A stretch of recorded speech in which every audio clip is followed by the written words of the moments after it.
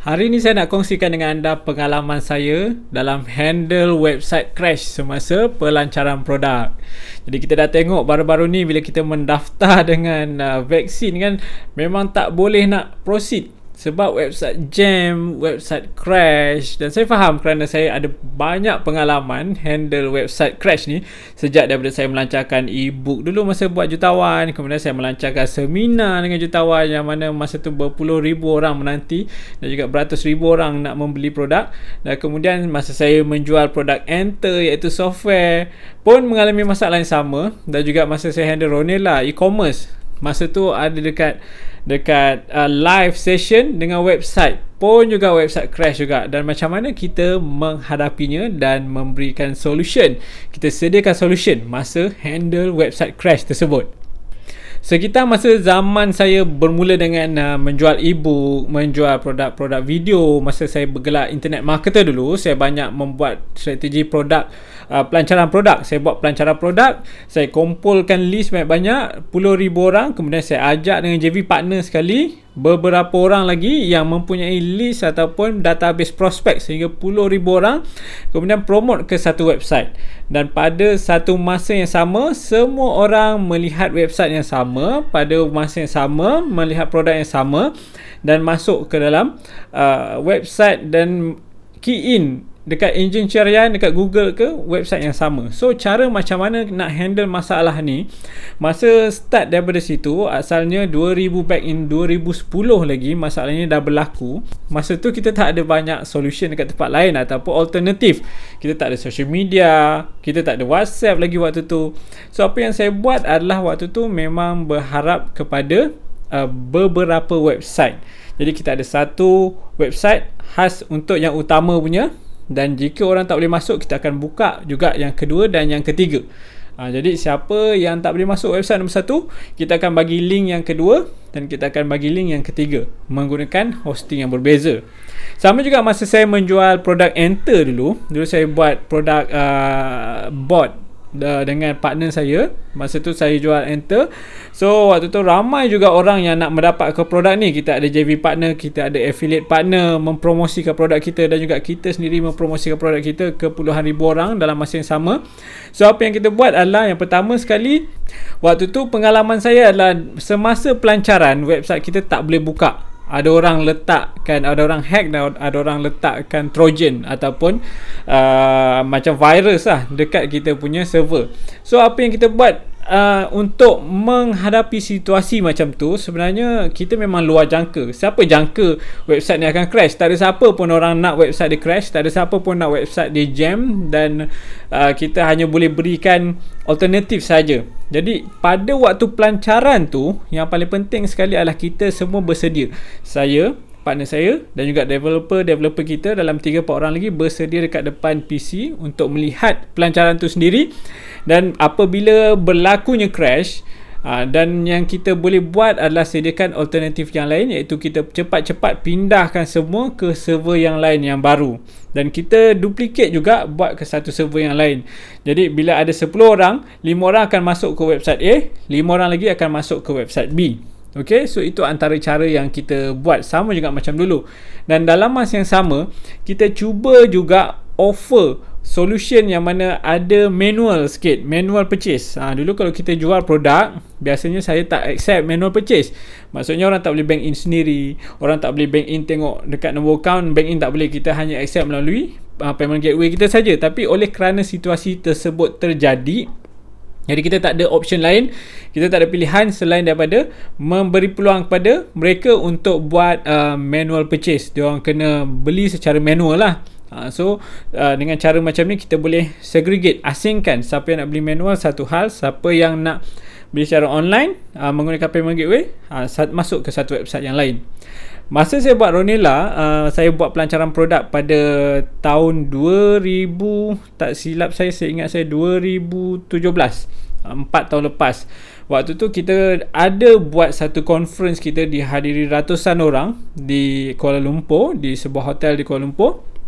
Dan pada waktu tu saya dah ambil dedicated server dah, iaitu saya ambil satu hosting khas untuk pelancaran produk baru saja pada waktu tu. Dan pada waktu tu kita lancarkan produk baru tersebut pada mereka yang datang ke kita punya event, dan dalam masa yang sama kita lancarkan kepada online. Tapi malangnya, sebaik saja kita lancarkan produk Ronela tu, dia terus crash dekat website e-commerce kita, terus crash. So kita tak ada option lain. Dan sayangnya oleh kerana kita berada dekat hotel waktu tu, kita tak sempat dan tak terfikir, tak ada alternatif untuk buat website pendua. Dan kelebihan yang kita ada waktu tu adalah kita hanya boleh berkomunikasi direct dengan kita punya pembeli yang ada dekat dalam dewan tu, dan nak tak nak kita terpaksa buat manual. Manual, kita ambil manual order, kita terpaksa menggunakan invoice book, dan juga kita ambil buku ledger, kita ambil buku nota, kita catatkan satu persatu pembelian mereka. So apa yang saya belajar daripada sini sebenarnya sepanjang pengalaman saya handle bisnes seminar, bisnes jual e-book, buku, bisnes jual software dan juga produk-produk melalui e-commerce ni, apabila kita nak melancarkan sesuatu produk, kita dah tentu kita set satu expectation yang tinggi. Kita target maybe 100,000 orang yang akan tengok. Tetapi apa yang terjadi, kebiasaannya pengalaman saya, jika strategi promosi kita tu terlalu bagus ataupun mendapat sambutan pula waktu tu, kita mungkin akan dilayari oleh lebih daripada 100,000 orang tu. Mungkin apa yang terjadi sebenarnya adalah lebih ramai orang yang tengok berbanding apa yang kita expect, dan ini membuatkan website tersebut crash. So apa yang kita perlu buat pengajarannya, yang saya belajar daripada pengalaman ni adalah, yang pertama sekali adalah sentiasa ada alternatif. Maksudnya bila kita buat pelancaran produk, kita jangan ada satu website saja. Make sure, pastikan kita ada 2, 3, 4 website, dan website yang lain yang kita jadikan sebagai alternatif tersebut haruslah di-host ataupun diletak di server yang berbeza dengan server yang pertama tadi. Kalau kita yang pertama tu kita menggunakan, sebagai contoh, kalau kita yang pertama tu kita menggunakan AWS, Amazon Web Service. Yang kedua, kita guna GCP ataupun Google Cloud Platform. Okay.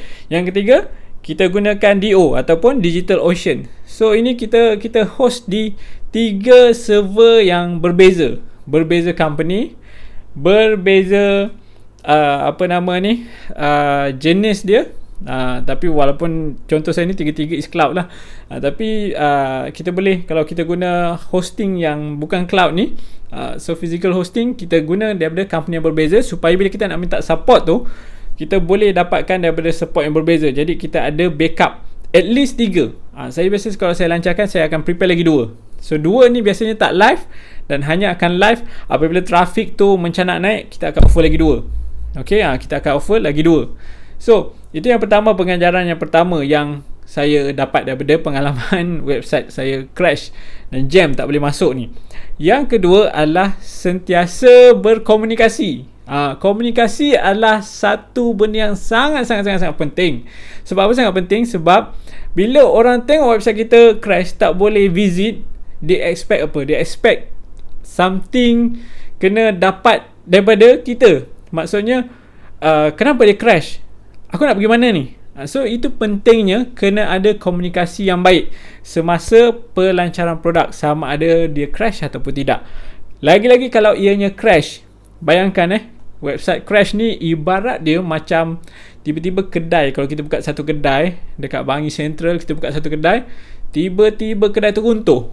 Ibaratnya macam tu. Mana owner kedai ni datang ke tidak? So pentingnya komunikasi, sentiasa berkomunikasi. Kita tadi dah prepare kan, pengajaran yang pertama tadi saya cakap tadi, pengajaran pertama adalah kita sediakan alternatif. Kita dah prepare alternatif, kita communicate dengan mereka yang nak membeli produk kita, yang nak menempah barang dekat website kita tu. So kita sentiasa communicate, buat live ke, buat sesi komen ke, sesi buat satu post khas ke, untuk bagi tahu ada alternatif, bagi tahu ada manual option. Dan yang ketiga pengajarannya adalah sentiasa bagi manual option. Manual option tu pendaftaran secara manual, biar tak canggih. Walaupun saya dah boleh kata dah daripada 2006 buat internet business ni, 2006 sampai sekarang dah lebih 14 tahun, dah 15 tahun, dah masuk 15 tahun ni buat internet business. Dan saya dah buat beberapa software, company software sendiri, Tapi still sampai sekarang, setiap kali saya melancarkan produk baru, setiap kali saya menjual produk, saya akan ada backup untuk manual punya purchase, manual order mesti ada. Tak kira lah sama ada melalui WhatsApp ke, melalui buku invoice ke, buku nota ke, hatta sebesar manual kertas A4 tu ke, yang penting kena ada manual. Sebab kita tak boleh jangka apa yang berlaku. Mungkin 3 server tu problem mungkin. Dalam kes yang saya buat lancarkan produk saya dengan Ronella tu, memang dedicated server pun tak boleh support, dan orang mengharapkan sesuatu, dan kalau tidak saya akan lost RM100,000 lebih dalam masa satu hari tu. So baik saya offer buat manual purchase yang tulis pakai tangan, pakai pen je. Pun kena ada juga manual option macam tu. Biarlah orang cakap macam kampung, tak canggih ke apa ke, yang penting bila website dah crash, orang harap sesuatu alternatif yang cepat daripada kita. Yang keempat, masuk pengajarannya adalah bertindak sepantas mungkin. Tak boleh tunggu-tunggu, tak boleh tunggu, tak boleh tangguh. Ianya perlu dilakukan secepat mungkin. Okey, saya harap anda yang menonton video ni dan juga mendengar audio yang saya kongsikan ini dapat sedikit sebanyak pengajaran apabila anda nak melancarkan produk anda sendiri. Dah tentu anda expect ramai orang akan membeli kan. Tak guna kalau kita nak buat pelancaran tapi tak ramai orang beli, baik kita lepas, let it go je dan orang order sendiri. Tapi bila kita buat pelancaran produk, kita expect orang ramai akan membeli. Dan bila orang ramai akan membeli, kita perlu bersedia sesedia mungkin. Kita tak boleh ambil enteng, kita tak boleh ambil mudah. Persediaan tu perlu sangat-sangat rapi. Normally kalau saya nak buat pelancaran produk, saya akan prepare 3 bulan sebelum tu. Ini 3 bulan dari segi infra dia. So kita kena prepare semaksimum mungkin supaya tak ada masalah pada hari pelancaran tersebut. Okey, itu saja perkongsian daripada saya pada kali ini, dan harap anda dapat belajar banyak, dan jumpa lagi dalam video dan juga audio yang seterusnya.